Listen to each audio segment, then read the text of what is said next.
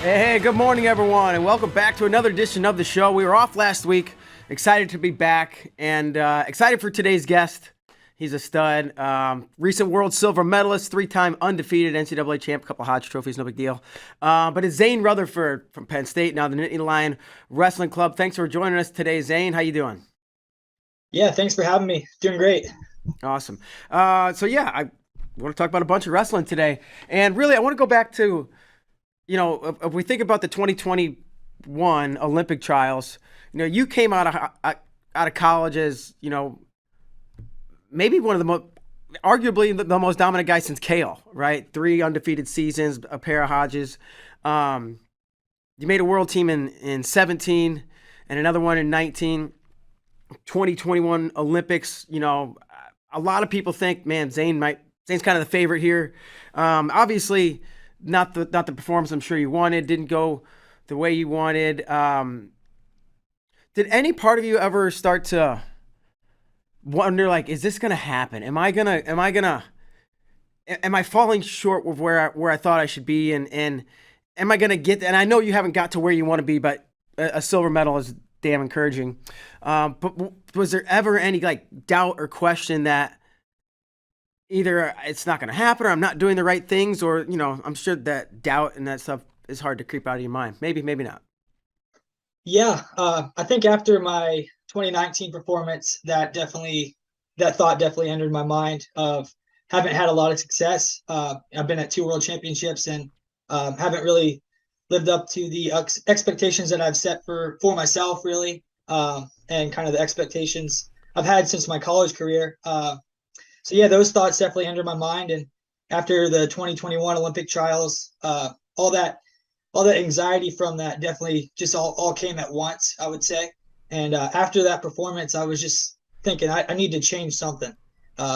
Something about my wrestling I could change. And just looking over the track record of my freestyle or my folk style wrestling, one thing that I've always kind of done well throughout my whole career, even in high school, was going up in weight. And so even when I was a little kid, I was undersized, always went up in weight, didn't cut much weight growing up. So that was just one thing I took from it that I wanted to change going into 2021, 2022. And I think even more than that, that freed me to just compete for myself and just think, you know what? So what if it doesn't happen? I kind of entered my third world championships with that attitude of, so what if it doesn't happen? So what if I fall short? I've already fallen short several times, haven't lived up to the expectations that I've had for myself. And so I'm doing this for me and kind of compete with more freedom that way. And that's kind of what happened this year. Sure. To here's somebody like you who's had so much success talk about, like, man, doubt did creep in. When was the last time, because you were so dominant in college and had all the success in high school, when was the last time, and maybe it's, I don't know, when was the last time that doubt did creep into your mind the way it did maybe in 19 or after the trials in 21? Yeah, I think so. This past year, I did a lot of just addressing what you said, addressing that doubt. And I think in 2021, the Olympic trials, it just all built up at once. I didn't really know what was going on. And so just competing, like, I felt like I was literally a second behind all my reactions. And a lot of that was just all the anxiety that I felt at that time in my life. And so just addressing that these past 2 years, recognizing, like, even at Final X this year, I still did feel like a little bit of PTSD, I guess you could say, coming out and competing, and just recognizing, like, so what, those nerves are there for a good thing. Coach Kale actually helped me a lot in my college career with that, just being like, you know what, so what, make some mistakes. You're going to feel nerves. It's a good positive thing. And I think in the past couple of years, I've associated those nerves, those feelings of anxiety with negative things that held me back and were going to come out in negative ways in my wrestling. And so, yeah, this whole year it's come up at different points. That doubt never really goes away. And it'll come up at weird points. Even when you're feeling most confident, a little bit of doubt will creep in, and realizing that there's nothing wrong with that. It's just you got to stay focused and be clear on what you want, and seeking gratitude in those instances really helps clear your mind. Also, it's another tool I used. Sure. You said when that doubt would creep in. I think you said something like it would lead me down a negative road, or it would Yeah. lead to negative thoughts or feelings. Can you expand on that a little bit? Yeah. So I would just, I've read a few books on it this past year, and just wanted to really get to the root of why I was feeling not myself during competition.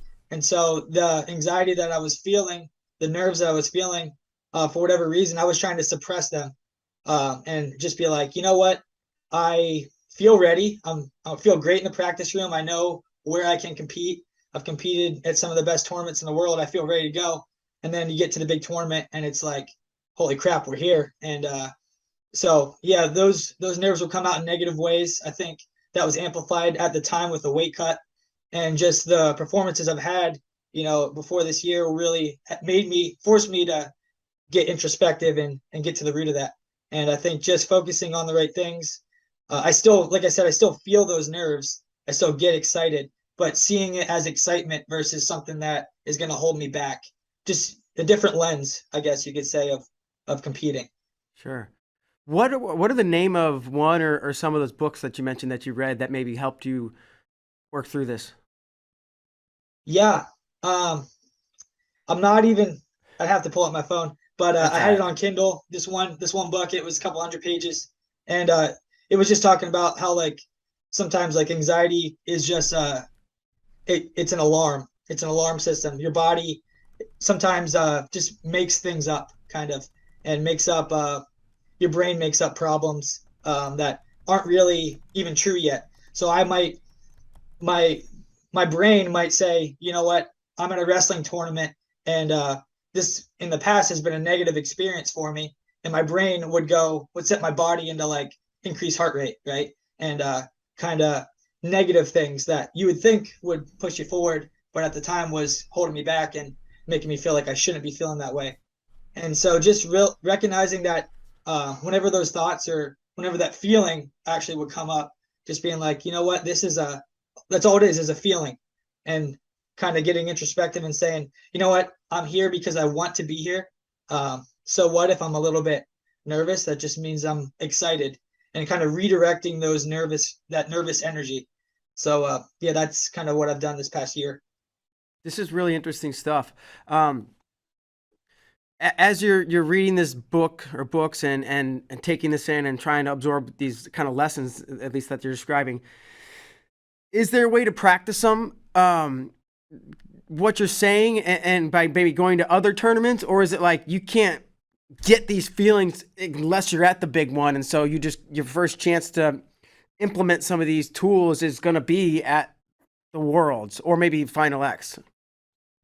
Yeah, I think it's a combination. You definitely gotta make a conscious effort in your daily life to see like when you would feel, I guess, triggered, a little bit more, your heart rate would increase or whatever the trigger would be. Yeah, so for me, it was some wrestling tournaments or even sometimes practice. And I would come in and feel just little bit like yeah, that increased heart rate, not in a good way. That's the best way to explain it. We're all competitors, and we chase that natural feeling of competition, but when it's affecting you in a negative way, you got to address it. And so at the start of this year in February, just forcing myself to go to some tournaments and kind of put myself out there, that also helps eliminate that fear or that anxiety that you'd feel. You just putting yourself out there in situations if you can. And I just did that. I competed a lot this year. That helped a lot. Sure. And you mentioned even like maybe at times at practice when you realize, I don't know if it's a thought or an emotion you get, what your heart rate gets going because of maybe what you're thinking or feeling. Can you, and maybe this isn't, there's not really an answer to this, but like, is this like at a certain point in practice, drilling, sparring live? Is it potentially practices that are getting closer to competition, or is it just kind of like maybe more random and it just understanding this is happening? Yeah, for me it was practices as I got closer to competition for sure, and then actually being at the competition sometimes. So like uh, some of these competitions that are more in your face, like Final X, or some of these where it's only one opponent that you're facing, and there's a little bit more, I guess, promotion going on than maybe like the World Team Trials or something. There's so many athletes in the field. It's just differs a little bit. So yeah, for me, it would be those higher microscopic. You feel like you're in the microscope a little bit more situations, and so just I had to get in tune with my emotional state and my body and see like, okay, my body's giving me feedback is all it's doing, and that increased heart rate, that those like nervous jitters that I'm feeling, it's just feedback, and I can redirect my brain to say, all right, why am I feeling this way? Like, talk to me. Like, I kind of imagine that I'm like that's like the 6-year-old version of myself speaking out, like a little toddler saying, hey, there's a problem here, and just saying, hey, buddy, we're good. What's the problem? We're good here. We want to be here, you know. So that's kind of the way the analogy that I used this past year. Also, Okay. And I get what you mean by the microscope, and it's, a lot of it's us, right? And that's what we do. We promote these events, and there's a lot more attention, and we're talking about you and your opponent and all the whole thing. And when those things are happening, and we're blasting it out on social media, and do you take it in? Do you zoom past it? Do you consume any of it? Do you try to just not see any of it? yeah, I try not to get too wrapped up in it, or just focus on why am I here? What do I want from this situation? So, like, I want to be in Final X because that is it's a goal of mine to be on the world team again and get a world championship. So, like, just recognizing why I'm there, what I want from the situation, and not getting too wrapped up in the weeds of the promotion or whatnot. I understand why it's necessary for sure, and it's great for the sport to promote it in the ways that it's being promoted. Uh, but yeah, as an athlete, as a competitor, I just try to focus on what do I want from the situation. Sure. Um, and I guess everything you talked about, and taking in all the information you have, and I guess studying some of the mental side, in addition to going up in weight, kind of maybe a confluence of an alleviation of stress. Was that fair? Yeah, I think that was the start of me just saying I'm going to put myself first, and stop. Like, I guess cutting that weight at the time was me not putting myself first, and so yeah, I was just wanted to make some changes. That was the big thing. All right, what can one change make? And then that led to me addressing some of the underlying factors that were making me feel more anxious, not in a good way, in the way I was competing. Sure. And you said this earlier, and I heard you just say it again. Putting myself first. Yeah, Going up with, I guess, who or what? If you there's again, if you can describe it, were you putting first if you weren't putting yourself first?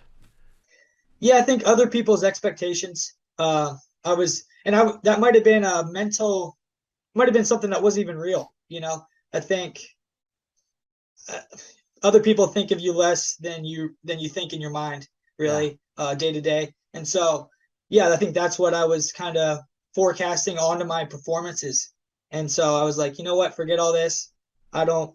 I just want to compete freely and focus on the present moment, not project too much into the future of what could happen, what has happened before, and forecast it in my future performances. So just one at a time, focus on what I want in that current situation.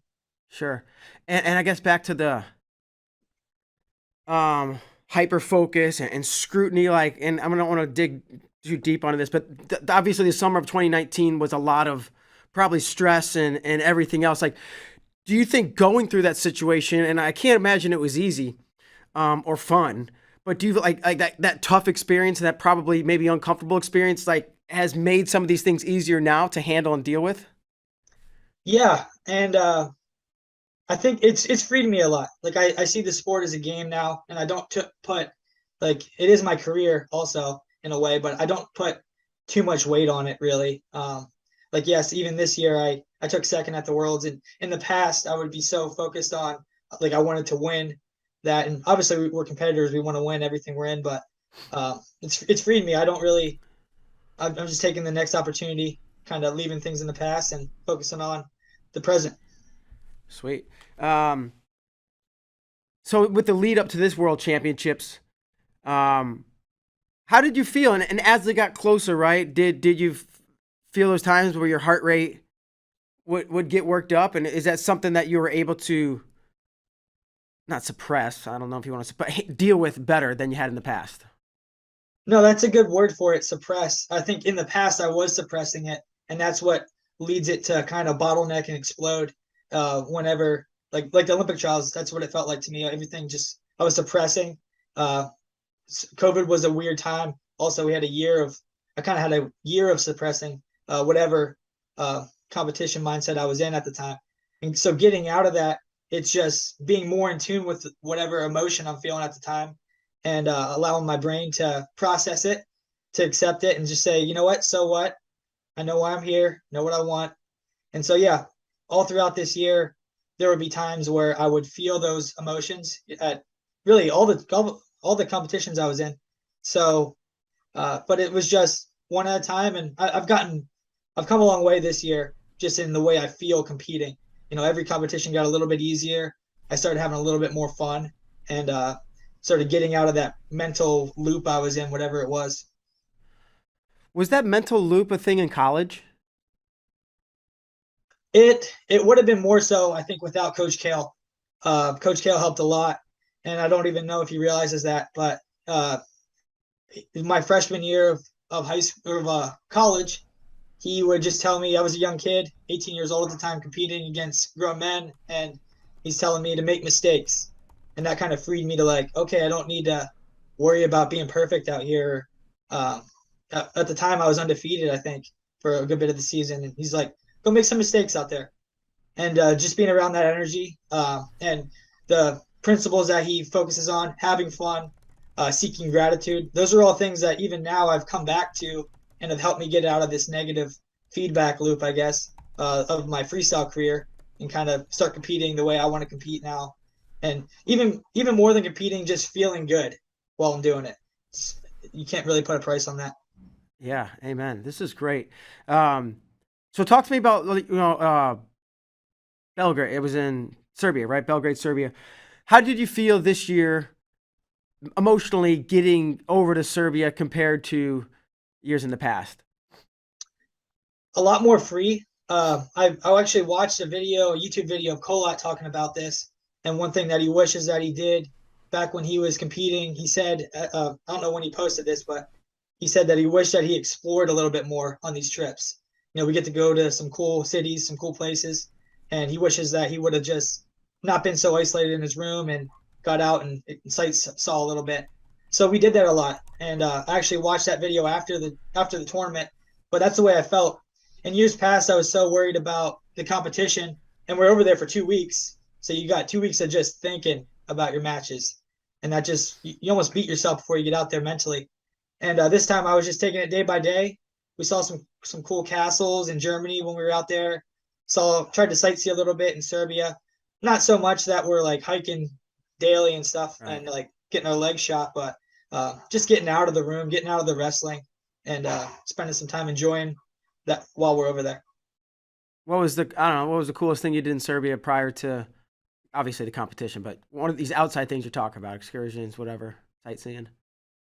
Yeah. Well, we were only there for a couple of days before I was the first one to compete, first group to compete this year. So we were only there for a couple of days before I competed, but we did a lot in Germany. That's the most probably memorable. We saw a few cities, saw a few castles. There's this place, this town called Heidelberg, which is pretty cool. Had a pretty sweet like castle overlooking like a river, and it was a really beautiful place. And then we were only in Serbia for a few days, so that was kind of just like walk around a little bit, get some sun, get out of the room. One thing that I did this year that I was really glad I did is so Thomas Gilman and I were roommates, and we've always kind of bonded over good quality coffee. So I brought my pour over system. I make it the hard way, the old fashioned way, Mm-hmm. kind of just a pour over kettle. And so I brought that with, and every day, every morning, I'd wake up, we'd have coffee together, kind of just talk, chit chat, get our minds away from wrestling for a little bit, and that was really good. So I'm gonna do that going forward for sure. Yeah.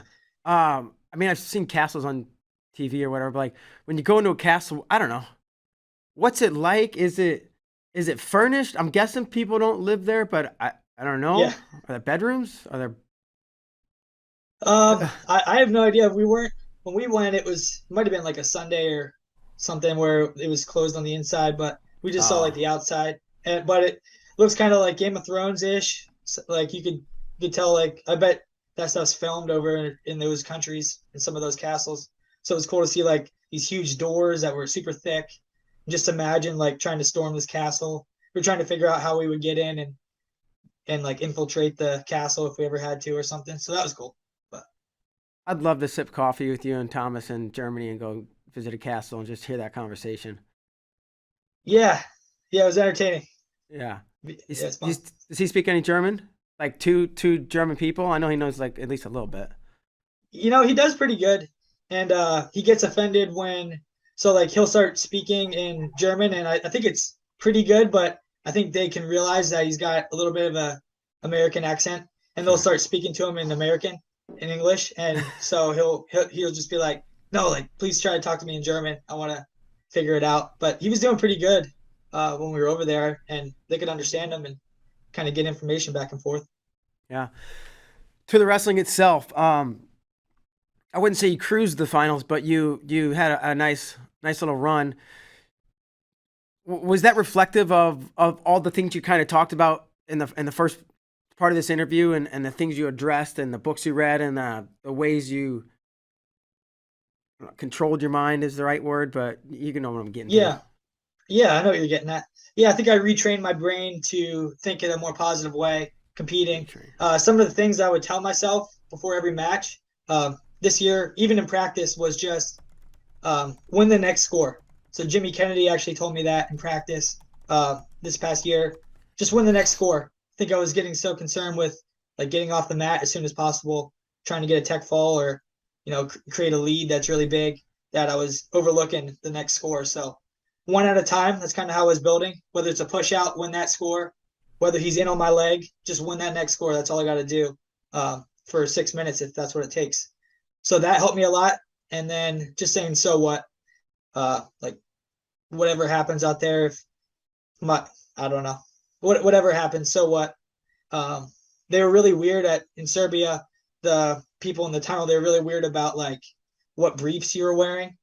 They would make Briefs? people like yeah, like boxers. They would like pull down your boxers to see what length it was, and it had to be short enough was the problem. And they were actually making some wrestlers like derobe and put a different set of boxers on like when they're in the tunnel. And Like so right, getting ready to wrestle. yeah, I actually had to do that before my finals match. I was good until my finals match, and they did that to me. And they were trying to do it to JB also before the finals, but Coach Zadek kind of shut it down at the time. But yeah, so like those kind of things that are out of your control. Just saying, so what, uh, and just competing freely. So they pull your singlet, look under your singlet, and make sure your under boxers whatever weren't too long, Yeah, so that they would come. They're afraid they would come out the bottom of the singlet, or yes, that's what they didn't want, like spandex, like black spandex showing below your singlet line. It was really weird, but so I was wearing regulation, just normal briefs that you would wear, not like spandex. And they were pulling them down as hard as they could, and I was fine all tournament, but for some reason in the finals they were like no go, so I had to just go commando, I guess, for that match, which was weird, but I just kind of said, so what, let's go. Like I gotta as you're in the tunnel 2 minutes before you go out. It's weird. It was definitely would not happen in the U.S., but hopefully they figure that out for future World Championships. that's bizarre. You just had It like was I bizarre. run into the Yeah, bathroom, take them off, and put your singlet back on, or kind of just went. I didn't have enough time, so I just kind of went behind a curtain, and yeah. yeah, I was up in less than 2 minutes. So at the time, but yeah, just focusing on what I got a match to do here, so let's go. You think they would like address this sooner? And they were doing the check on you the all tournament. They're like pull. Yeah, they were, and I was wearing the same exact briefs all tournament, and then for some reason the guy in the finals was not having it. And again, they tried to do it to JB. I was getting my medal, so I was sitting back there while JB was getting ready to go out for the finals, and they were trying to, and Zadek was not having it, and I was like, a lot of respect right there for Zadek. So He's got his boys back. he's Um, got him. Wins and losses aside, how do you feel about the way you wrestle and your performance and it all tournament, including the finals? Yeah, all tournament and all year. I'm grateful for this year. I think I kind of, like I said earlier, I put myself first and just focused on what do I want out of this year. And so doing so allowed me to compete more freely and just feel better while I'm competing. Even if I had bombed out of this tournament, kind of like I have in the past two world championships, and not medaled, I think I would have been proud of the result just because of the way I've made some changes. So and to actually get a medal this year as a result feels even better. It's kind of even a little bit more validation that I'm competing, I'm doing the right things, and I'm thinking the right way. Sure. And Tyler, I want to pull up this match. So I want to pull up the semifinal match against the Georgian. I think we start 20 seconds in, so I believe you had a step out. And you can let this roll whenever you want, Tyler. Coming into the match, there's a medal on the line. It's like, I don't know. Talk to me about the nerves, and did it feel the same as the rest of the tournament? Kind of felt the same as the rest of the tournament. This was the first day, and this was the last match of the first day. So I already kind of had, I had three matches already. And really, my kryptonite at the World Championships thus far was kind of just getting started. So once I got started, once I got that first win, and then once I got a pin in the second round, I was just like, all right, let's keep it rolling one at a time, one score at a time. And yeah, so that's kind of my attitude going into this match. Win the next score. I know this guy's a savvy. He's an opponent that in 2017, when I was in the bracket, he ended up winning the World Championships in my bracket. And so getting to get revenge on this guy, kind of, and actually get to wrestle him and beat him was nice. Sure. You talked about the slow start in the past World Championships. Is that like a physical thing? Like, because after you wrestle one or two matches, your it's warmed up and it's heated, and you probably feel a little bit looser. Is it the same kind of warm up, or was it a mental thing, you think? Well, 2017, the guy was good. He's medaled before. He almost won a world championship the one year. Batirov, he was kind of a crafty veteran and just kind of slicked me, I guess. But I think that was just an experience year. Learning, I didn't have a lot of senior level freestyle matches to that point, and I got slicked by a decent opponent, and then he was tired for later rounds, I think, and kind of got beat. But and then in 2019, different circumstances also. I just made the team, and 2 weeks before, I felt like that was the world championship. Like everything built up to that point, like making the team was a lot. And then I also had a decent opponent first round. He was a previous world medalist from Cuba. Came up kind of like a one last second kind of situation where I could have maybe won, but yeah, that was a weird match also. So two different experiences. This year I just was like, you know what, this is a totally new experience, and whatever happens is totally new, and so just focus in on that. Sure. So what do you got? 30 seconds left in the first. We're up 2-0. I mean, Yep. are you just like you like to keep your hands on guys and be pretty physical? Guessing that's just keep doing what you're doing. Yeah, I guess that's kind of what I'm thinking here. That's something that I've learned also. Like foreigners don't really, they're savvy and they will have flurries, but for the most part, Yeah. they don't wrestle like Americans. Where if I try to keep my hands on an American like this the whole match, they're still going to toe the line with me. Going in the second period, the whole match, and just realizing that these guys will start to weather down a little bit and start to give away points a little bit easier. Is something that I've learned as I've gotten older in my freestyle career. Sure. Um, how do you like to be cornered, right? And like, Yeah, how do you like to take in information? As I see you, talking with Cody. yeah. Coach Cody and I actually had a conversation after my quarterfinal match. So I like to get a short bit of information and then implement that going into the break. So in my quarterfinal match, he was telling me something and I didn't understand him. I was like, what side do you want me to do that to? And he clarified in the next 2 seconds, like this side. And then after the match, I actually implemented it, got a takedown off of what he said. And he was like, that was really good. like you didn't understand what I was saying. You got a quick clarification, and then got to implement it. So it's kind of what I like to focus on. Get a quick bit of information. If I'm not sure, ask a quick question, and then go back out there. That's awesome. What you were saying, also the shot, but Oh, um, yeah, thanks. Yeah, yeah, no, Coach Cody and I just have that relationship with each other.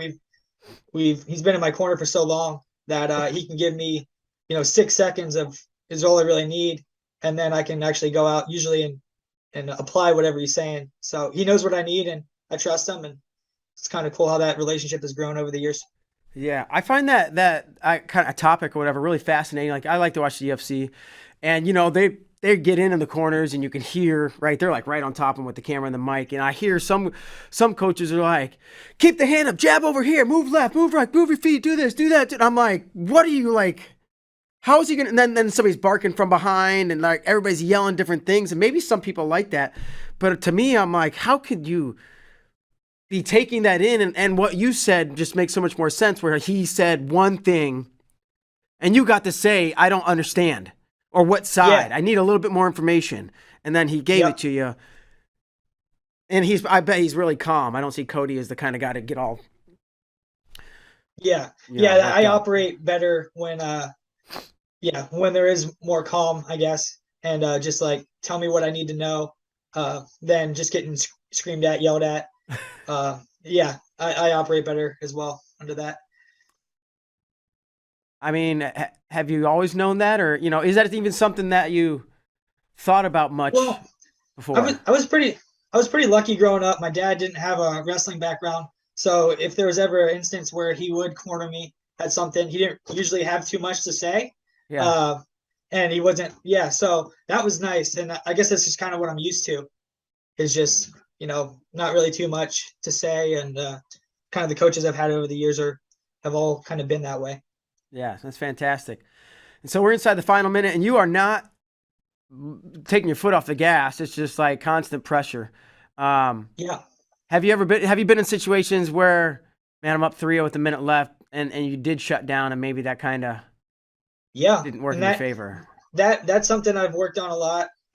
Just not shutting down in these instances. I think in the past might have been a mental thing also, just thinking that with the weight cut I might not have enough in the tank, but I always had enough in the tank, and that's one of the things that makes me strong. I think in my wrestling is my gas tank. Yeah, So absolutely. and right here I'm just thinking like you said I could shut down, but I'm thinking I want to score again, win the next score, and pretty sure I get another one Yeah, pretty shortly after here, right here, because I felt that he was kind of getting sloppy, and I just wanted to shoot again. Yeah, and this was weird. I do this in practice sometimes. That you sit on their feet. yeah, That's that'd be really uncomfortable. it, yeah, it's better in folk style because the guy can't get up. But Yeah, right. All right. Now I there we can. go. How did this feel, considering everything you talked about? Losing in the past and being anxious and doubt creeping in, and now it's like it is this moment. Yeah, I felt like I'm in a rhythm here. Feel feel great. I feel free just to be myself and be there because for one reason, and just because I want to be there. So yeah, it's a good feeling. Awesome. And then and we don't have to watch the finals, but did you have the same feelings going into the finals that you had all tournament of calm and one score at a time and F it, whatever happens, happens. I don't care. Yeah, yeah, I would say I did, and so the result was different, but I still felt the same going into it, and so yeah, things happen, I guess sometimes, but you fall into a lace and it's tough, but yeah, I think that's something that we want to work on as a group is just figuring out. I want to figure out. Seems like a lot of foreigners are doing that kind of lace where it's a head in the hole and then going into that first lace. So just a technique thing to think about this year, and I'm excited to figure it out and maybe even use it uh, as offense. So that'd be cool. Yeah. Man, you got in on a shot in the finals. really deep. I think it was a high crotch, but I don't remember exactly. But I remember it was like, oh, like a hair away from scoring, and that exchange went on and on. Did you think you were going to score that opening takedown? Yeah, I was. He had a strong base. I thought that I don't know what I was thinking. I have to rewatch it really. Might have been thinking there might be a stalemate at some point. Might have been thinking I wanted to finish a shot for sure Of course. when I initially got in, and just seeing what he had in there also. But yeah, definitely wanted to finish that shot. Always looking to score. Yeah. And I guess just talk me through. He gets the lace, and that's the match. Now, where are your emotions at? Maybe right away, and maybe a day later, or maybe they were similar. I don't know. Initially, I was like, "Dang it, come on," because I hate getting. Yeah, I just wish there was more time to like, even if he was up 8-0, 9-0, just more time to go out and do something. But yeah, at that point, it's over. Like crap. So look at Coach Cody. He kind of had the same look on his face, and but also proud that I got that far. And so when I got done with the match, he's like, "Man," he just told me that second is bittersweet because you had a great tournament and come that close, and you still have a lot to be proud of. So yeah, it just felt a little bittersweet. I didn't feel super disappointed. I would say I definitely want to win next time I go, but um, yeah, a little bittersweet. But I got over it. Even the next day, I was like, you know what? I want Thomas Gilman to win. I want David to win. I want all my teammates to win here, Kyle Snyder, and the rest of Team USA to win. So just went there to support them. Wasn't thinking years past I was kind of mopey just because I'm like, man, I didn't even get started. Yeah. So yeah, this time I didn't feel that way, and I was excited for the rest of my teammates to compete. Sure. Um, okay, I think that's pretty good talk on the worlds. I want to talk about Kyle Dake, right? That's got to be exciting. You got one of the best guys in the world, a weight above you, coming in. Have you gotten a chance to wrestle with Kyle in the past and train? And well, yeah, we'll go there. Yeah, a little bit. I actually grew up, so I don't know how far Benton is from Ithaca, but when I was in high school, we'd drive up there a few times and be able to practice there on occasion, whenever we could. So I saw him when he was in college, competing there and at freestyle practices and stuff. And then even now, I've wrestled with him a few times at camps and stuff like that.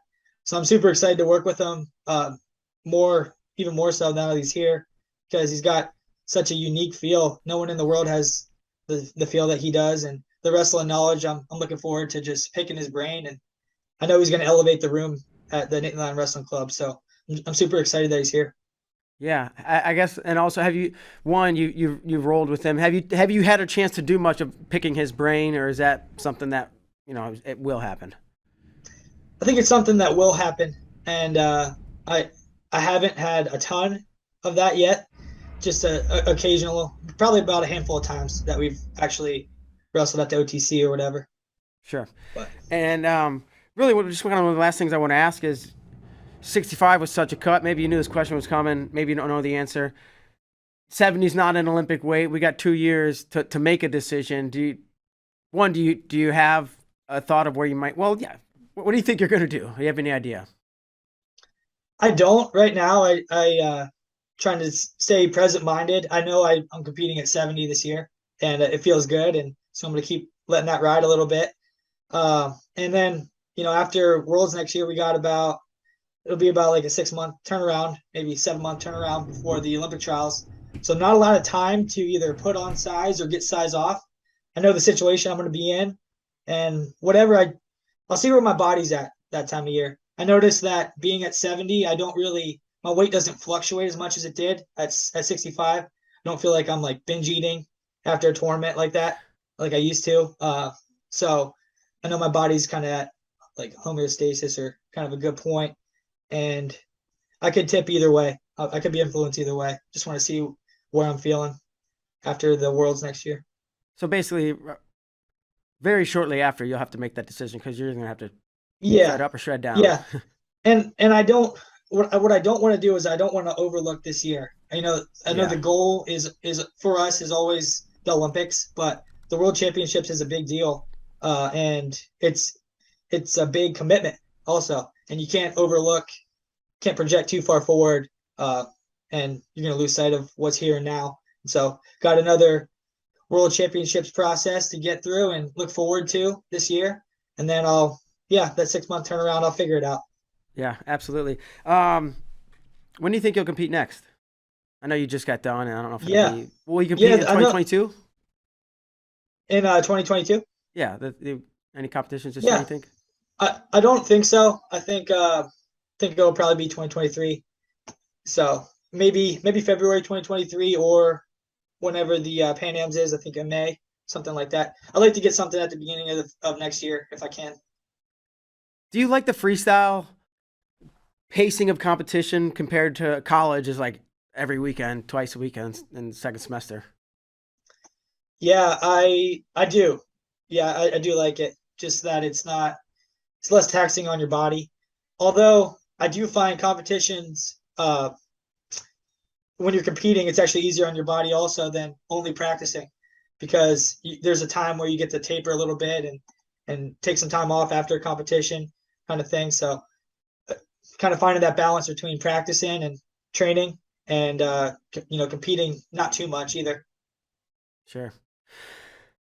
Cool, man. Well, this has been really every time you come on the show, I have a blast talking to you, and I learned a lot, and I think it was really insightful that especially the first part talking about just the things you've done with your mind and the way the books you've read and the almost muscles you've built, or I don't even know how to describe it. It was great, Yeah. and I appreciate you coming on, Zane, and sharing everything you did with us. We're gonna give you the final word to say anything you might want to say about anything. Final word. I don't know, man. Just keep on keeping on.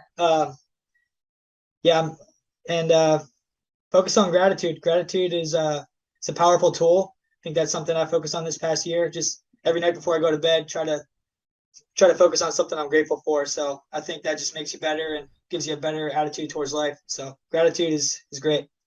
Awesome. Well, I hear that a lot, gratitude. So I'll try to implement that in my own life, and I appreciate it. And best of luck to you. You got a little one coming in January, little boy. So congrats. Best of luck with everything, and thanks so much for coming on, Zane. Yes, sir. Thank All right. you. Stay Yep. Have a well. great day. Yep. Bye bye. You too. Bye. All right, folks. That's gonna do it. Zain Retherford back on the show, and man, just a bundle of joy to talk to, and a really insightful guy. And that's all. That's going to do it for today's show. We'll have Will Lewan, Michigan wrestler, on the show tomorrow. Thanks so much. We'll see you then.